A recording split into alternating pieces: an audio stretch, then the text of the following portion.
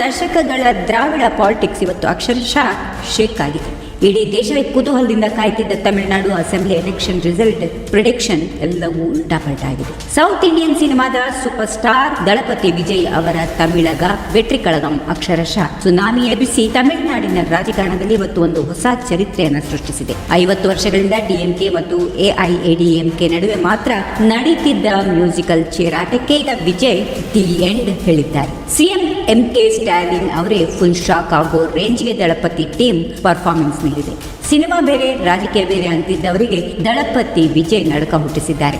ಮೊದಲ ಪ್ರಯತ್ನದಲ್ಲೇ ಅಧಿಕಾರದ ಗದ್ದುಗೆ ಹಿಡಿಯಲು ದಾಪುಗಾಲು ಹಾಕಿದ ಟಿವಿಕೆ ಪಾರ್ಟಿ ಈಗ ತಮಿಳುನಾಡಿನ ಅತಿ ದೊಡ್ಡ ಪಕ್ಷವಾಗಿ ಹೊರಹೊಮ್ಮುವತ್ತ ದಾಪುಗಾಲು ಹಾಕ್ತಾ ಇದೆ. ಸ್ಟಾಲಿನ್ ಅವರ ಡಿಎಂಕೆ ಕೋಟೆ ಈಗ ಅಕ್ಷರಶಃ ನಡುತ್ತಾ ಇದೆ. ವಿಸಿಲ್ ಸೌಂಡ್ಗೆ ದ್ರಾವಿಡ ಪಕ್ಷಗಳು ಕಕ್ಕಬಿಕ್ಕಿಯಾಗಿವೆ. ಅಣ್ಣಾಮಲೈ ಮತ್ತು ಸ್ಟಾಲಿನ್ ಲೆಕ್ಕಾಚಾರವನ್ನೆಲ್ಲ ಉಲ್ಟಾ ಮಾಡಿರೋ ದಳಪತಿ ವಿಜಯ್ ಅವರ ಈ ಮ್ಯಾಜಿಕ್ ಎಂಟ್ರಿ ಈಗ ಇಡೀ ತಮಿಳುನಾಡನ್ನ ಸ್ತಬ್ಧಗೊಳಿಸಿದೆ. ವಿಜಯ್ ಅವರ ಈ ಅನಿರೀಕ್ಷಿತ ಮುನ್ನಡೆ ಕಂಡು ಡಿಎಂಕೆ ಆಫೀಸ್ ಮುಂದೆ ವಿಜಯೋತ್ಸವಕ್ಕೆ ಬಂದಿದ್ದವರು ಈಗ ಸೈಲೆಂಟ್ ಆಗಿ ಮನೆ ಕಡೆಗೆ ನಡೀತಾ ಇದ್ದಾರೆ. ದಳಪತಿ ವಿಜಯ್ ಈಗ ನಿಜಕ್ಕೂ ಕಿಂಗ್ ಮೇಕರ್ ಆಗ್ತಾರಾ ಅಥವಾ ಸಿಎಂ ಕುರ್ಚಿ ಮೇಲೆ ಕೂರ್ತಾರಾ? ಕಮಲ್ ಹಾಸನ್ ಫ್ಲಾಪ್ ಆದ ಕಡೆ ವಿಜಯ್ ಹೇಗೆ ಹಿಟ್ ಆದ್ರು ಅನ್ನೋದರ ಕಂಪ್ಲೀಟ್ ಮಾಹಿತಿ ತೋರಿಸ್ತೀವಿ ನೋಡಿ. ತಮಿಳುನಾಡಿನಲ್ಲಿ ವಿಜಯ್ ಸುನಾಮಿ 230ಕ್ಕೂ ಸೀಟ್ಗಳ ಪೈಕಿ 110ಕ್ಕೂ ಹೆಚ್ಚು ಕ್ಷೇತ್ರಗಳಲ್ಲಿ ಮುನ್ನಡೆ ಸಾಧಿಸಿದ ಟಿವಿಕೆ. ಸಿಎಂ ಎಂಕೆ ಸ್ಟಾಲಿನ್ ಮತ್ತು ಉದಯನಿಧಿ ಸ್ಟಾಲಿನ್ ಅವರಿಗೆ ಸೆಡ್ಡು ಹೊಡೆದ ದಳಪತಿ ವಿಜಯ್ ಟೀಮ್. ಆಡಳಿತ ವಿರೋಧಿ ಅಲೆ ಮತ್ತು ವಿಜಯ್ ಕ್ರೇಜ್ಗೆ ಧೂಳಿಪಟವಾದ ಆಡಳಿತ ಪಕ್ಷ.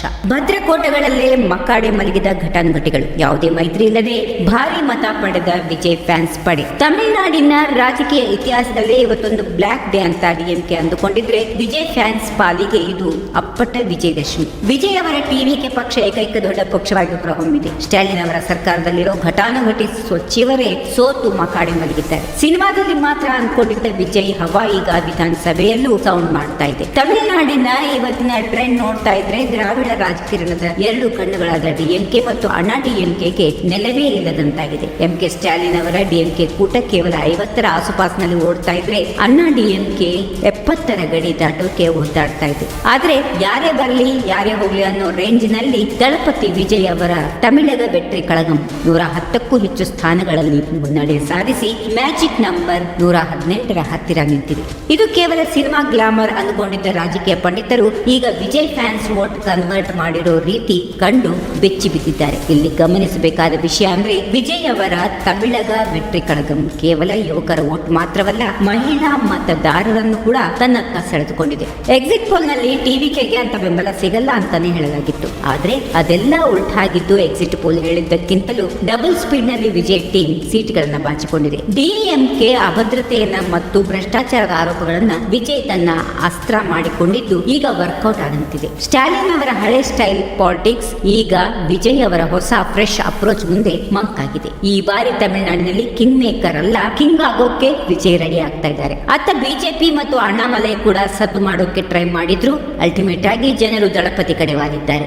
ಈಗ ಈ ಫಲಿತಾಂಶದ ಹೈಲೈಟ್ ಏನಪ್ಪಾ ಅಂದ್ರೆ ಡಿಎಂಕೆಯ ಭದ್ರಕೋಟೆಗಳಲ್ಲೇ ವಿಜಯ್ ಅಭ್ಯರ್ಥಿಗಳು ಲೀಡ್ ತೆಗೆದುಕೊಂಡಿರೋದು. ಮ್ಯಾಜಿಕ್ ನಂಬರ್ 118ಗೆ ವಿಜಯ್ ಹತ್ತಿರ ಬರುತ್ತಿದ್ದಂತೆ ಇಡೀ ದೇಶದ ಚಿತ ಈಗ ಚೆನ್ನೈನ ದಾಣಿಟ್ಟಿದೆ. ವಿಜಯ್ ಅವರ ಈ ಟಿವಿಕೆ ಈ ರೀತಿಯಲ್ಲಿ ಉದಯ ಆಗಿದ್ದು ದಕ್ಷಿಣ ಭಾರತದ ರಾಜಕೀಯದಲ್ಲಿಯೇ ಹೊಸ ಮನ್ವಂತರಕ್ಕೆ ನಾಂದಿ ಹಾಡಲಿದೆ. ಸದ್ಯದ ಪರಿಸ್ಥಿತಿಯಲ್ಲಿ ವಿಜಯ್ ಅವರನ್ನ ತಡೆಯುವ ಶಕ್ತಿ ಯಾರಿಗೂ ಇದ್ದಂತಿಲ್ಲ. ಒಂದು ವೇಳೆ ಟಿವಿಕೆ ಮ್ಯಾಜಿಕ್ ನಂಬರ್ ರೀಚ್ ಆಗದಿದ್ರೆ ಎಐಎಡಿಎಂಕೆ ಜೊತೆ ಮೈತ್ರಿ ಮಾಡಿಕೊಳ್ಳುತ್ತಾ ಅಥವಾ ಇಂಡಿಪೆಂಡೆಂಟ್ ಆಗಿ ಗವರ್ನಮೆಂಟ್ ಫಾರ್ಮ್ ಮಾಡದ ಅನ್ನೋದು ಸದ್ಯಕ್ಕೆ ಸಸ್ಪೆನ್ಸ್. ಟಿವಿಕೆ ಈಗ ಏಕಾಂಗಿಯಾಗಿ ಸರ್ಕಾರ ರಚಿಸ್ತೀವಿ ಅಂತ ಹೇಳಿಕೆ ನೀಡಿದೆ. ಆದ್ರೆ ಮ್ಯಾಜಿಕ್ ನಂಬರ್ ರೀಚ್ ಆಗೋಕೆ ತೀರಾ ಹತ್ತಿರ ಬಂದಿದ್ದವರಿಂದ ದೊಡ್ಡ ಪಕ್ಷಗಳ ಅಗತ್ಯ ಟಿವಿಕೆಗೆ ಇರಲ್ಲ. ಹೀಗಾಗಿ ಚಿಕ್ಕ ಪಕ್ಷಗಳಿಂದ ಗೆದ್ದ ಅಭ್ಯರ್ಥಿಗಳಿಗೆ ಗಾಳಬಹುದು. ಆದ್ರೆ ಟ್ರೆಂಡ್ಸ್ ಪ್ರಕಾರ ವಿಜಯ್ ಈಗ ಕಿಂಗ್ ಮೇಕರ್ ಅಲ್ಲ, ಅವರೇ ಅಸಲಿ ಕಿಂಗ್. ಡಿಎಂಕೆ ಈ ಬಾರಿ ಫುಲ್ ಡೌನ್ ಆಗಿರೋದ್ರಿಂದ ಮುಂದಿನ 5 ವರ್ಷ ತಮಿಳುನಾಡಿನಲ್ಲಿ ಸೈಕಲ್ ಅಥವಾ ಉದಯಿಸುತ್ತಿರುವ ಸೂರ್ಯನಿಗಿಂತ ಹೆಚ್ಚಾಗಿ ದಳಪತಿಯ ಬಾವುಟವೇ ಹಾರೋದು ಗ್ಯಾರಂಟಿ ಆಗಿದೆ. ಇನ್ನು ಇತಿಹಾಸ ನೋಡೋದಾದ್ರೆ ತಮಿಳುನಾಡಿನಲ್ಲಿ ಸೂಪರ್ ಸ್ಟಾರ್ ರಜನಿಕಾಂತ್ ರಾಜಕೀಯಕ್ಕೆ ಬರೋಕೆ ಹೆದರಿದ್ರು. ಇನ್ನು ವಿಶ್ವನಾಯಕ ಕಮಲ್ ಹಾಸನ್ ಮಕ್ಕಳ ನಿಧಿ ಮೈಯಂ ಕಟ್ಟಿ ಫ್ಲಾಪ್ ಶೋ ಕೊಟ್ಟಿದ್ರು. ಕಮಲ್ ಹಾಸನ್ ಸೋತಿದ್ದೇ ಅತಿ ಹೆಚ್ಚು ಚರ್ಚೆಯಾಗಿತ್ತು. ಆದರೆ ವಿಜಯ್ ಮಾತ್ರ ಸಿನಿಮಾ ಸ್ಕ್ರಿಪ್ಟ್ಗಿಂತಲೂ ಬೆಸ್ಟ್ ಆಗಿ ಪೊಲಿಟಿಕಲ್ ಸ್ಕ್ರಿಪ್ಟ್ ಬರೆದಿದ್ದಾರೆ. MGR ಮತ್ತು ಜಯಲಲಿತಾ ಅವರ ನಂತರ ಸಿನಿಮಾ ಸ್ಟಾರ್ ಒಬ್ಬರು ಈ ಮಟ್ಟದ ಯಶಸ್ಸು ಕಂಡಿರೋದು ಇದೇ ಮೊದಲು. ಫ್ಯಾನ್ಸ್ ಓಟುಗಳನ್ನ ಕೇವಲ ಶಿಳ್ಳೆ ಚಪ್ಪಾಳೆಗೆ ಸೀಮಿತ ಮಾಡದೆ ಅಪ್ಪಟ ಬ್ಯಾಲೆಟ್ ಪೇಪರ್ ಪವರ್ ಆಗಿ ಕನ್ವರ್ಟ್ ಮಾಡುವಲ್ಲಿ ವಿಜಯ್ ಗೆದ್ದಿದ್ದಾರೆ.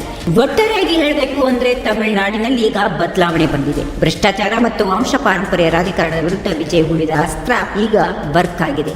ಸ್ಟಾಲಿನ್ ಪಡೆ ಸೋಲನ್ನು ಒಪ್ಪಿಕೊಳ್ಳಕ್ಕೆ ರೆಡಿಯಾಗಿಲ್ಲ, ಆದ್ರೆ ಫೀಲ್ಡ್ ನಲ್ಲಿ ಪರಿಸ್ಥಿತಿ ಮಾತ್ರ ಉಲ್ಟಾಗಿದೆ. ವಿಜಯ್ ಅವರ ಈ ವೆಟ್ರಿ ಗೆಲುವು ಪಕ್ಕಾ ಕರ್ನಾಟಕದ ರಾಜಕಾರಣದ ಮೇಲೂ ಪ್ರಭಾವ ಬೀರಿದ್ರೂ ಆಶ್ಚರ್ಯ ಇಲ್ಲ. ಫ್ಯಾನ್ಸ್ ವೋಟ್ನ ತಾಕತ್ತು ಏನು ಅನ್ನೋದನ್ನ ದಳಪಟ್ಟಿ ಇಡೀ ದೇಶಕ್ಕೆ ತೋರಿಸಿಕೊಟ್ಟಿದೆ.